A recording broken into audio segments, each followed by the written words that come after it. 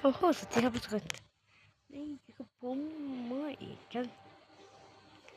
อีกเรื่องการเล่นแชร์ในกลุ่มแชร์ก็ในทางที่58นะคือทางที่58เวสัตมาแต่ขนาดให้กันบุ้งหน้าไปทางที่อะไรเงี้ยคือหนังไทยกันนะซุ่มยิงอยู่ที่บ้านหลังนึงครับผมแปะเขาฟังขาจะเป็นอะไรไทยนี้เลือกสิ่งแน่นอนพวกมึง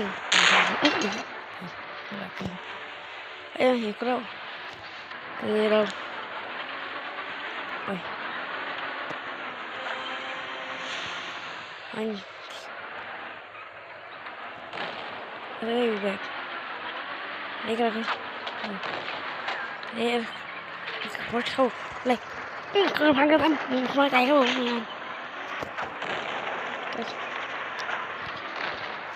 ใครกันเห็นกันอะไรเห็นมันจะกันแล้วจะกันแล้วนี่ทำได้ดีอะไรเยอะ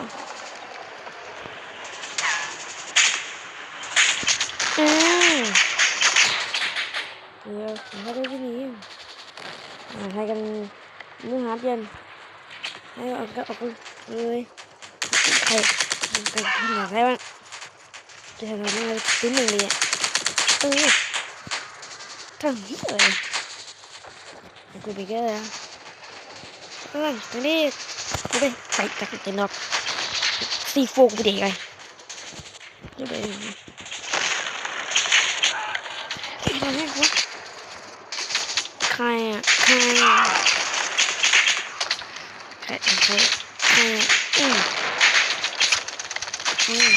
กระปืนว่าถ้าใครไม่ตายผมแล้วกูได้สายไปแล้วกูไม่มีเลยพี่กูหายตัวอีกแล้ว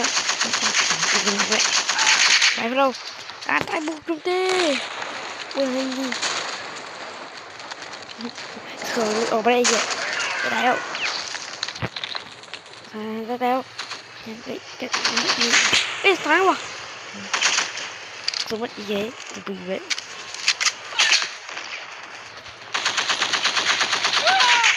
นี่ตึงเลยเขามึงบอสไอ้ควายไอ้ควายไอ้ดับที่มึงใครกูไปเป็นของไหนมึงไปเข้าเฉยแดงมาน่าสิจะวิ่งเข้ามาข้างนี้จะระเบิดเอ้ยตาสแนสนะตัวนี้ตัวนี้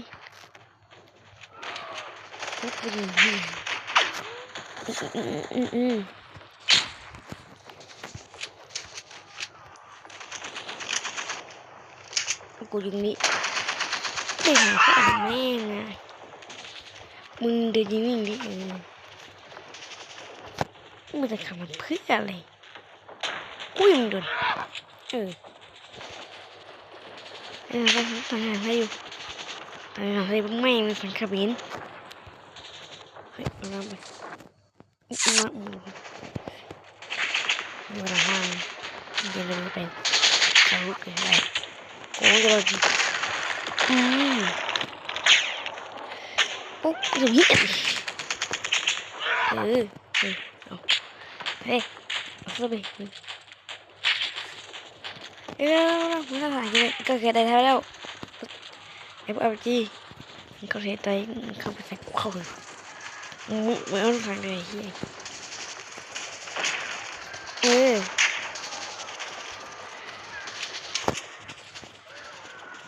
มีคนไทยจริงไหมเดี๋ยวก็ได้แบบนี้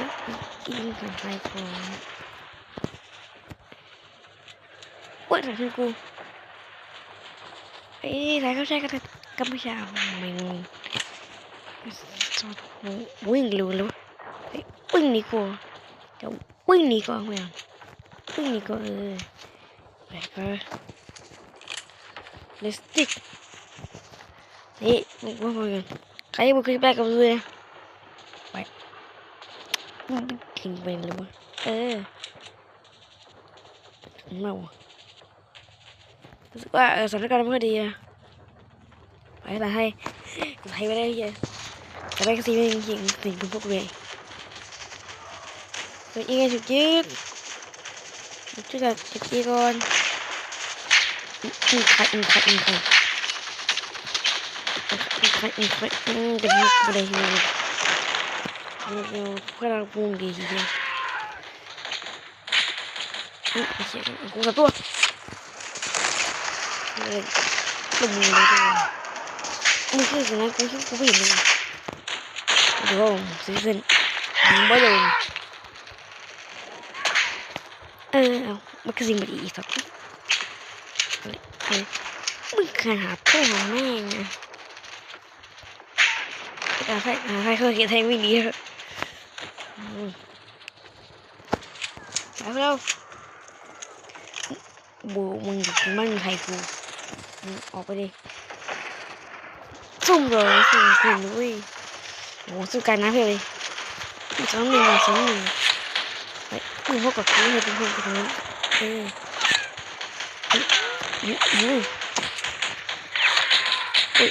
เอากูดิมาดิเอากูนี่มา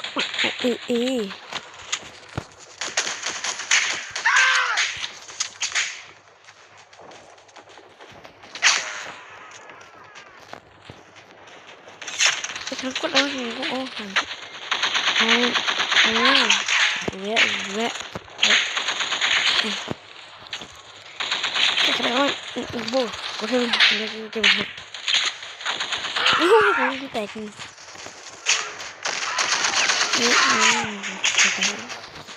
มัวมากเลยใช้ขนาดนี้อย่าบอก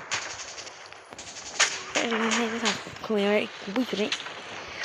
ครับแล้วก็น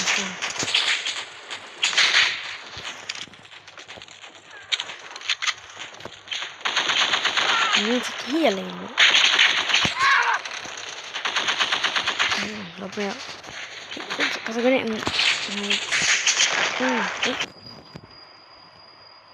step ดีเดี๋ยว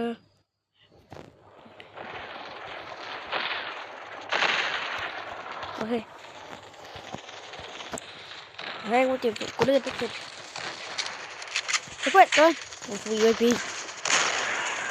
iya gitu itu gak apa-apa saya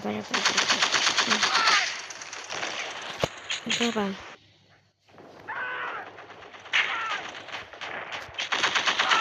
oh ikut bang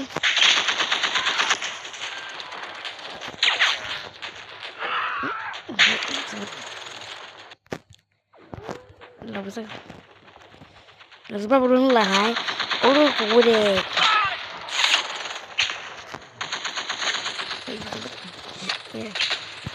ayo kita pun itu kita guntan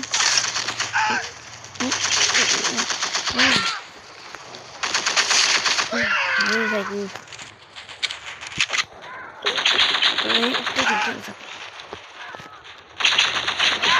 aku suka lagi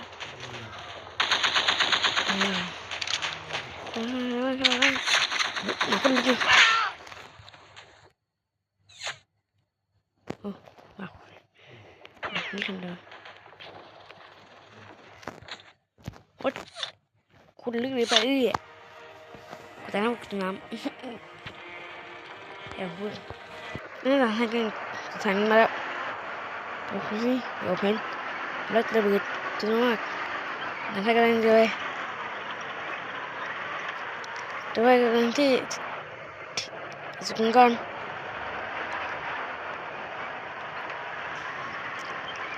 itu tangkap deh kapal itu 15 kilometer ชั่วโมงน่าเลย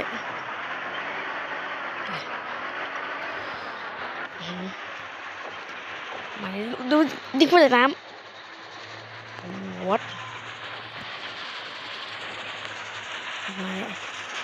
มาแล้วกูมาเลยคาที่จะเป็นแบบนั้นแหละแล้ว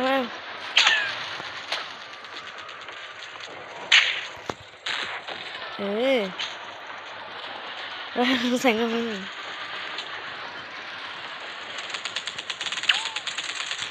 เย่แบบ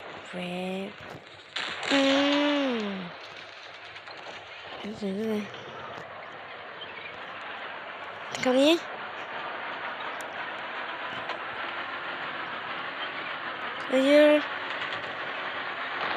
ปั๊มกูหาร้อยกับให้ได้เลยเฮ้ยขมันจะได้ไหมใครวะใครจะ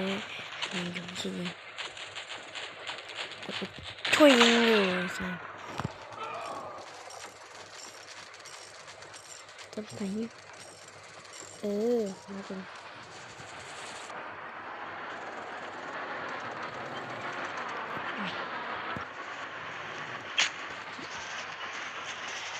กูส่งทำไม่เป็นไรไปกันไฟวิ่งดีครับเถอะเอาเถอะไม่เก่งกลัวมันกำลังไฟไม่ฟังไม่เชื่อไป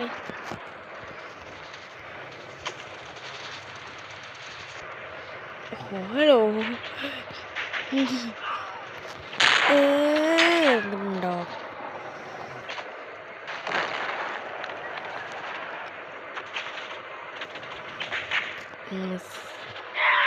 ดูดิเลยเป็นไงสิ